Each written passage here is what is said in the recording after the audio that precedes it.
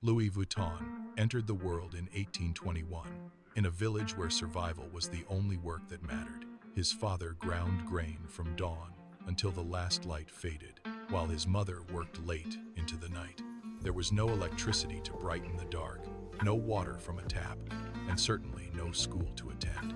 Louis spent his youth in the fields, his hands calloused by the soil, his stomach rarely full. At 10 years old, the only stability he knew vanished. His mother died. The silence she left behind was quickly filled by a new presence. His father remarried, and the house changed. The new woman in his life saw Louis not as a son, but as a burden. She demanded labor he could barely provide, and denied him the rest he needed. Every day became a gauntlet of small, deliberate cruelties. The home that once held his mother's care became a place of cold stone and sharp words. He lived in the shadow of her resentment, waiting for a moment when the door would be left unlatched, and the path away from this life would finally open. At 13, the breaking point arrived. In the dead of night, Louis unlatched the door and stepped into the cold, leaving behind the only life he had ever known. Paris was 225 miles away, a distance that seemed impossible to a boy with nothing but determination.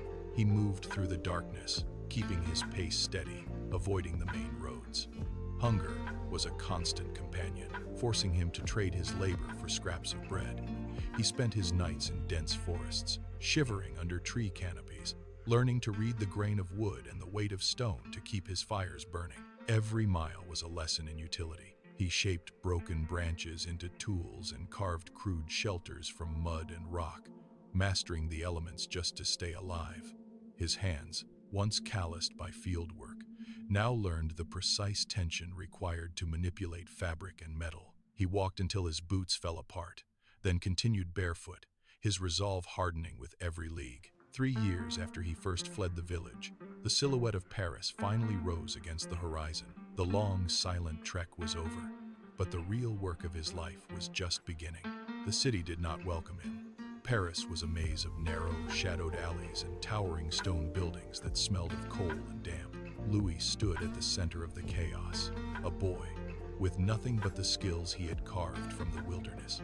He sought out the trade districts, moving from one workshop to the next, offering his hands for any task. He found work in a small, cramped shop tasked with making wooden boxes. It was menial labor sanding rough edges, fitting joints, and packing goods for transit. But for Louis, it was a revelation. He understood the geometry of the materials. Where others saw simple containers, he saw structural integrity and balance. He watched the master craftsmen, noting how they reinforced corners and tensioned the straps. Within months, his speed surpassed the veterans. He began to anticipate the stress points on every crate, reinforcing them with a precision that drew quiet nods from the shop owner. The foreman stopped assigning him the scrap work and moved him to the primary assembly bench. He was no longer a runaway sleeping in the dirt. He was a maker. The box was his canvas, and with every hammer strike, he transformed from a boy of the fields into an artisan of the city.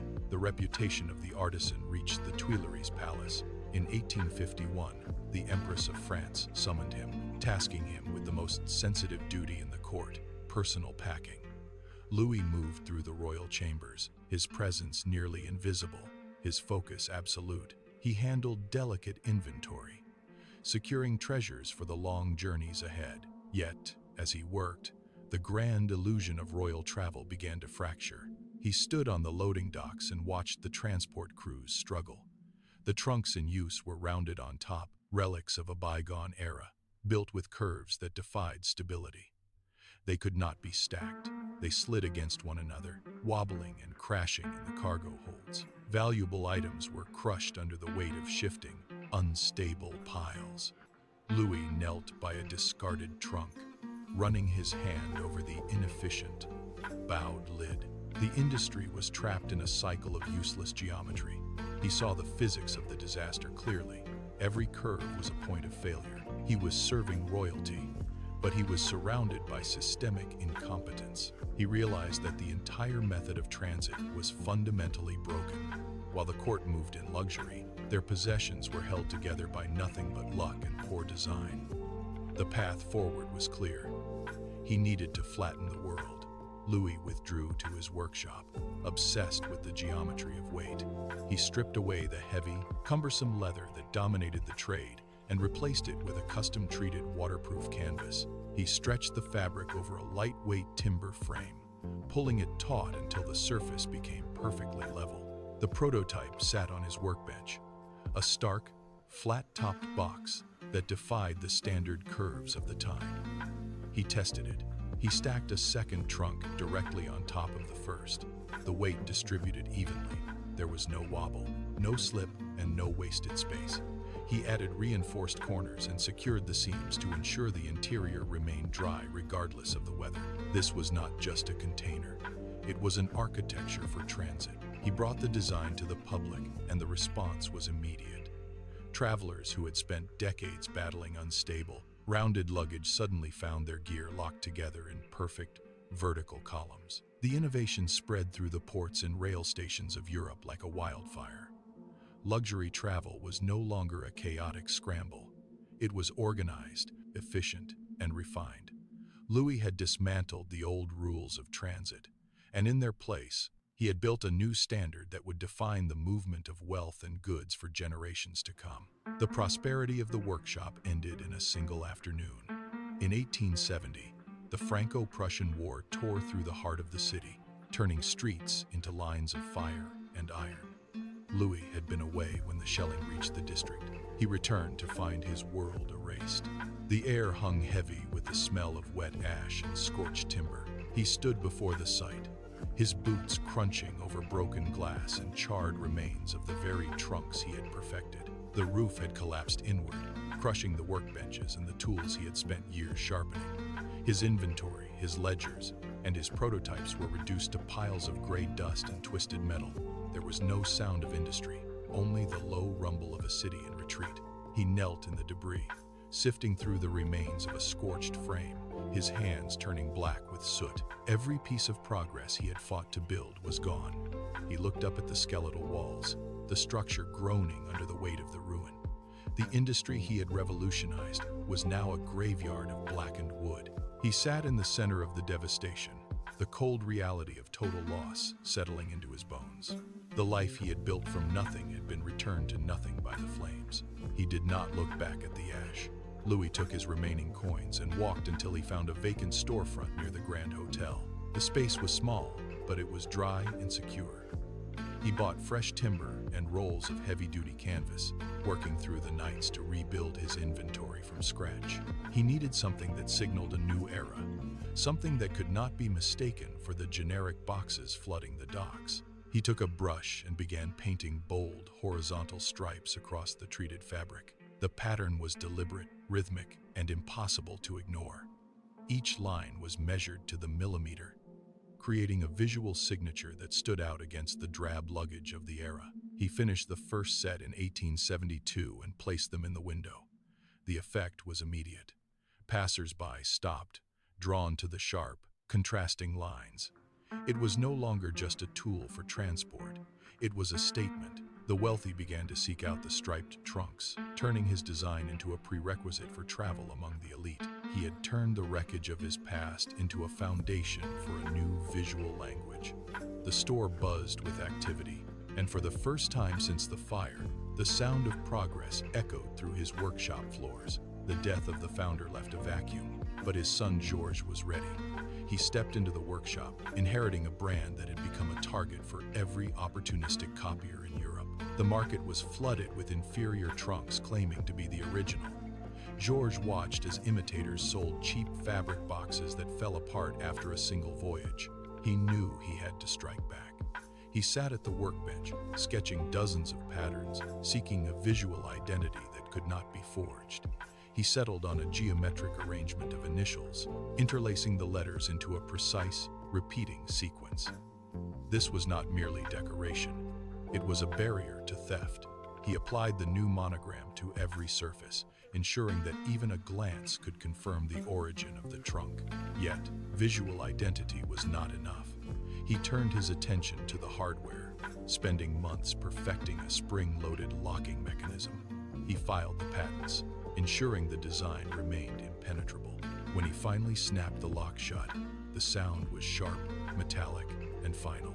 He tested it against every tool in the shop. It held firm. By 1896, the monogram and the lock together formed an unbreachable shield. The era of the imitators had ended. The era of the house's absolute authority had begun. The focus shifted from the endurance of the trunk to the elegance of the accessory. In 1925, Coco Chanel approached the house with a specific demand, a bag that moved as gracefully as the women who carried it. The workshop pivoted, abandoning the rigid frames of the past to master the soft, supple construction of the Alma. It was a transformation that thrust the brand into the center of the fashion world. Yet, this ascent faced a brutal interruption. When the war arrived, the reality of survival eclipsed the pursuit of style. Gaston Vuitton found himself standing in a factory that was rapidly losing its purpose. The occupiers demanded production, and the alternative was the total destruction of his life's work. He made a calculated, agonizing decision. He opened the doors to the regime, agreeing to manufacture goods for the occupiers to keep the machines running and his workers employed. It was a compromise that weighed heavily on the company. He kept the ledgers, signed the orders, and watched as his factory served the very forces that occupied the city. This dark chapter was buried deep within the archives, a silent price paid to ensure the house would outlast the conflict. The machines continued to hum, but the atmosphere in the workshop remained frozen in the tension of that secret alliance. The decades of silence eventually gave way to a new era of aggressive expansion. By 1970, the business was no longer just a workshop. It was a legacy waiting for a modern architect. Henry Racamere stepped into the leadership role with a clear vision, to strip away the internal hesitation and turn the house into a global retail powerhouse. He dismantled the old, insular methods of distribution, replacing them with a sophisticated network of boutiques that placed the brand in the most exclusive zip codes on the planet. He demanded excellence in every storefront, ensuring the experience of buying a bag matched the quality of the item itself. The strategy worked. The brand moved from the fringes of high society to the very center of the global economy. Every store opening, every campaign, and every expansion solidified the company's dominance. It was a transformation that transcended the simple utility of a trunk or the elegance of a purse. When the final tallies were made, the house stood undisputed as the most valuable fashion brand on earth.